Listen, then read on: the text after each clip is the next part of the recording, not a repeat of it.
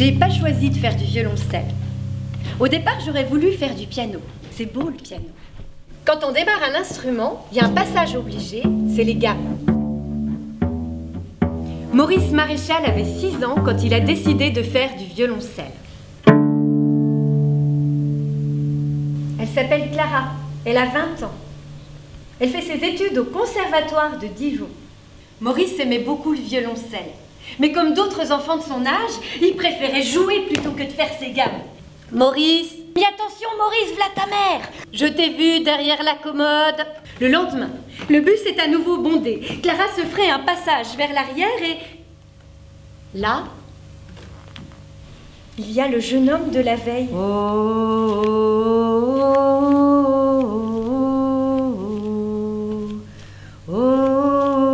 Quand nous entendons un chant, une musique qui nous touche, il y a quelque chose à l'intérieur de nous qui s'agite, qui tressaille, qui vibre.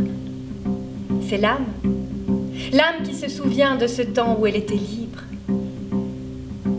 Mais Lorenzo ne s'est jamais trompé. Il était capable de trouver l'arbre à la résonance parfaite. L'âme du violoncelle, c'est une petite pièce en bois pas plus grande que ça qui se situe juste en dessous du chevalet. Il observait, il écoutait et il savait. Chaque instrument a sa part de mystère. Celui-là, il résonnera. La première fois qu'il l'a vu, le luthier lui a trouvé tous les défauts du monde. Il est abîmé, griffé, et puis il a une toute petite tête. Parfois, avec le même arbre, le même luthier, l'instrument ne va pas du tout résonner pareil.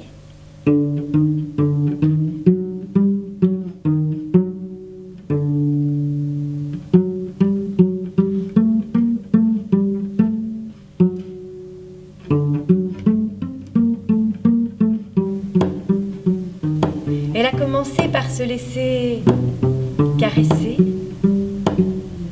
frôler, envelopper, remplir par cette musique ce chant, et puis elle s'est mise à danser, à virevolter. C'est comme si avec elle toute la forêt entrait en résonance.